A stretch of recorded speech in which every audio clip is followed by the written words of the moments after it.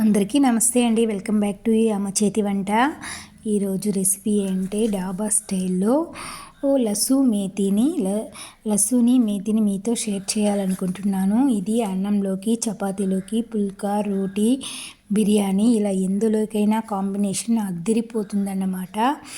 ఎలా మసాలా ఎక్కువ కాకుండా రెస్టారెంట్ టేస్ట్ టచ్ అయ్యేలా హెల్తీ రెసిపీ అండి. చేయాలనుకుంటే ఇది బెస్ట్ రెసిపీ. ఇలా నేను చెప్పినట్టుగా లసూన్ మతీని ఇంట్లోనే చేస్తే ఆల్ టైమ్ మీకు ఫేవరెట్ అయిపోతుంది. ఎక్కువగా ప్రాసెస్ కూడా ఉండదు, చాలా సింపుల్గా అయితే చేసుకోవచ్చు.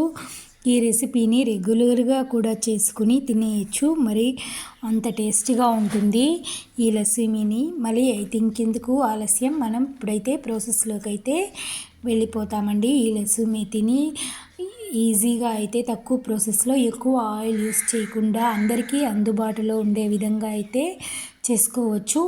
నెయ్యి, బటర్ అందరికీ అందుబాటులో ఉండవు కాబట్టి మనం యూస్ చేసే ఆయిల్తోనే అయితే ఈజీగా ఈ లస్సీ మేతిని అయితే ఇంట్లోనే చేసుకోవచ్చు. హెల్తీ రెసిపీ అండి ఇది. మనం మెంతి కూర వాడుతూ ఉన్నాం కాబట్టి ఈరోజు మన పెరట్లో నేను వేసుకున్న మెంతి కూరనైతే, మెంతి ఆకు అనేది చాలా కాడలు అంటే గట్టిగా ఉంటాయి. మనం లేత ఆకులే కోసుకొని బాగా వాష్ చేసుకొని అయితే 2-3 టైమ్స్ అయితే చిన్న ముక్కలుగా అయితే కట్ చేసుకోవాలి. ఈ మెంతి ఆకు ఊరికట్ట మెంతులు అయితే కొన్ని చల్లినాను, బాగా వచ్చేసింది. ఇంకా కొంచెం అయితే భూమిలో పొడిపోయింది, కానీ ఇది మటుకు అయితే బాగా పెరిగి పెద్దదైంది. దీన్ని చేతికి అందకుండా ఉంది, కానీ ఇప్పుడైతే బాగా కరెక్ట్గా చేతికి అందే విధంగా అయితే వచ్చింది. కాబట్టి ఈరోజు మెంతి కూర రెసిపీ అయితే చేస్తామనేసి, హెల్తీ రెసిపీ ట్రై చేస్తామనేసి నేనైతే ఈ మెంతి ఆకునైతే కట్ చేసుకొని బాగా హాఫ్ కట్ వరకు అయితే వచ్చింది. దీన్ని అయితే బాగా వేర్లు లేత కాడల వరకు అయితే కట్ చేసేసి బాగా 2-3 టైమ్స్ వాష్ చేసుకొని చిన్న ముక్కలుగా అయితే కట్ చేసి అయితే ఉంచుకున్నాను. ఏమన్నా మన ఇంట్లో పెరిగిన చెట్లో నుండి కోసి తింటే మనకు హెల్తీ సాటిస్ఫాక్షన్ అయిపోతుంది, మనకి ఎంతో తృప్తిగా ఉంటుంది కదా. అట్లాంటి లస్సీ మేతిని ఈరోజైతే ఎలా ఈజీగా చేసుకోవాలో చూపించేస్తానండి. దీనైతే బాగా వాష్ చేసుకొని చిన్న ముక్కలుగా అయితే కట్ చేసి అయితే ఇక్కడైతే రెడీగా ఉంచుకున్నాను. ఇప్పుడు ఒక అడుగు మందం పాటి కడాయి అయితే పెట్టుకుని దీంట్లో వేయించిన శనగపప్పు, ఒక 4 స్పూన్లు మినపప్పు అయితే ఒక స్పూన్ అయితే వేసుకుని బాగా మినపప్పు దోరగా అయితే కలుపుతూ వేయించుకోవాలి. మనం హై ఫ్లేమ్లో పెట్టినా లో ఫ్లేమ్లో పెట్టినా కలబెట్టకపోతే పప్పు అనేది నల్లగా మాడుతుంది. నల్లగా మాడుతునేది స్మెల్ అనేది మనకు కర్రీ అనేది చెడిపోతుంది. కాబట్టి ఎక్కడ పప్పు మాడకుండా కలబెట్టుకుంటూ ఫ్రై చేసుకొని అయితే ఉంచుకోవాలి. చల్లార్చుకున్న తర్వాత ఒక 5 నిమిషాలు బాగా పప్పు చల్లారిన తర్వాత మిక్సీకి అయితే వేసుకొని పౌడర్ లాగా అయితే చేసి అయితే ఉంచుకోవాలి. ఇప్పుడైతే ఇక్కడ నాకు పప్పు అయితే బాగా వేగిపోయింది. పప్పు వేగిపోయినాక చల్లారబెట్టేసి నేనైతే కర్రీకి కావాల్సిన ఆనియన్, టమాటాలు అయితే కట్ చేసి అయితే ఉంచుకున్నాను.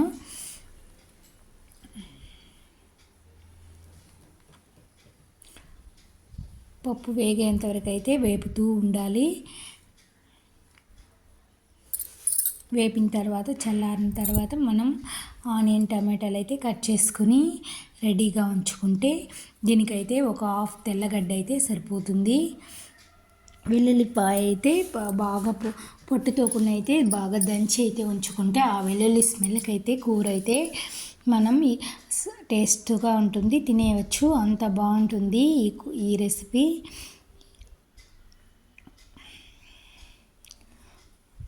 ఆల్రెడీ ఇక నేను మిక్సీలో అయితే వేసి పొడి అయితే రెడీ చేసి పెట్టుకున్నాను. పప్పులంతా చల్లారిపోయిన తర్వాత ఇప్పుడైతే మనం బాణాలు పెట్టి ఒక 3 టేబుల్ స్పూన్ ఆయిల్ అయితే, మనం ఆయిల్ ఎక్కువగా యూస్ చేయకుండా కొంచెం ఆయిల్తోనే అయితే మనం ఈరోజు లస్సీ మేతిని అయితే ట్రై చేస్తామండి. ఇక నేను 2-3 టేబుల్ స్పూన్ ఆయిల్ అయితే వేసుకుని పోపు దినుసులు వేసుకుని, పోపు దినుసు చిట్టపట్టిన తర్వాత వెల్లుల్లిపాయ బాగా దంచి అయితే వేసుకున్నాను. దంచి వేసుకున్న తర్వాత వెల్లుల్లి ఎక్కువ మాడకుండా ఆనియన్ అయితే, పెద్ద ఆనియన్ ఒకటైతే చిన్న ముక్కలుగా కట్ చేసి అయితే ఉంచుకున్నాను. అండ్ ఆనియన్ ముక్కలు ఫ్రై అయ్యేలోపు టమాటా ముక్కలు కూడా అయితే కొంచెం బాగా ఆనియన్ వేగిన తర్వాత టమాటా ముక్కలు కూడా అయితే వేసి బాగా ఫ్రై చేసుకోవాలి. పసుపు అయితే కొంచెం వేసుకొని బాగా మూత పెట్టి టమాటాలు బాగా మరిగే వరకు అయితే ఉడికించుకోవాలి. 2 నిమిషాలు ఉడికిందంటే టమాటాలు అయితే బాగా ఉడికిపోతుంది. ఇప్పుడైతే మనం వాష్ చేసి ఉంచుకున్న మెంతి ఆకునైతే కూడా ఇందులో అయితే వేసిస్తామండి.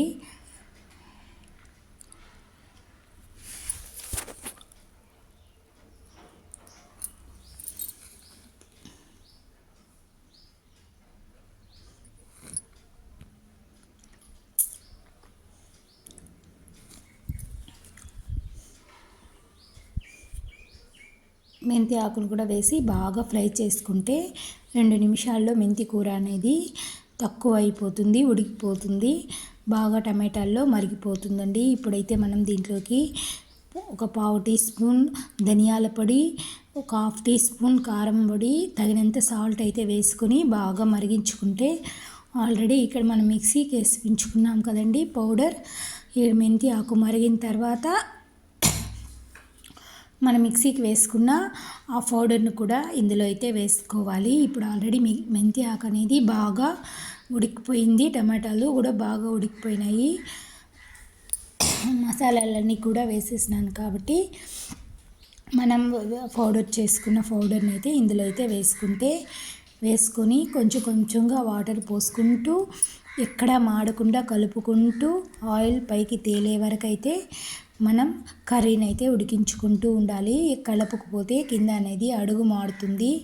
అలా కాకుండా మనం కర్రీ అనేది కలుపుకుంటూ కలుపుకుంటూ అయితే ఉడికించుకోవాలి. ఇప్పుడైతే మనకు లస్సు మేతి అయితే పౌడర్ వేస్తే అంటే మనకు కొంచెం కొంచెం వాటర్ వేసుకుంటూ కలుపుకోవాలి. వాటర్ వేయకపోయినా మనం పౌడర్ వేసినాం కాబట్టి కింద అడుగు మాడుతుంది.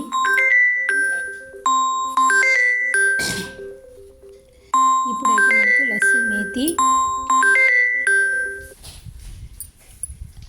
మనకైతే లస్సు మేతి రెడీ అయిపోయిందండి. ఇప్పుడు ఈ పౌడర్ వేసుకుంటూ కింద అడుగు మాడుకుంటా కలుపుకుంటే మనకు ఎంతో టేస్టీ అయిన లస్సు మేతి రెడీ అయిపోతుంది. ఇది అన్నంలోకి, చపాతీలోకి, రోటీలోకి, పుల్కాలోకి మంచి కాంబినేషన్ అండి. ఈజీగా ఇంట్లోనే హెల్తీ అయిన రెసిపీ. మనం మెంతి ఆకు వాడడం వల్ల మనకు హెల్త్ బెనిఫిట్స్ అనేవి చాలా ఉంటాయి. ఈ వీడియో నచ్చిందంటే ఒక లైక్ చేయండి, మీ ఫ్రెండ్స్ అండ్ రిలేటివ్స్కి షేర్ చేయండి. Thank you for watching.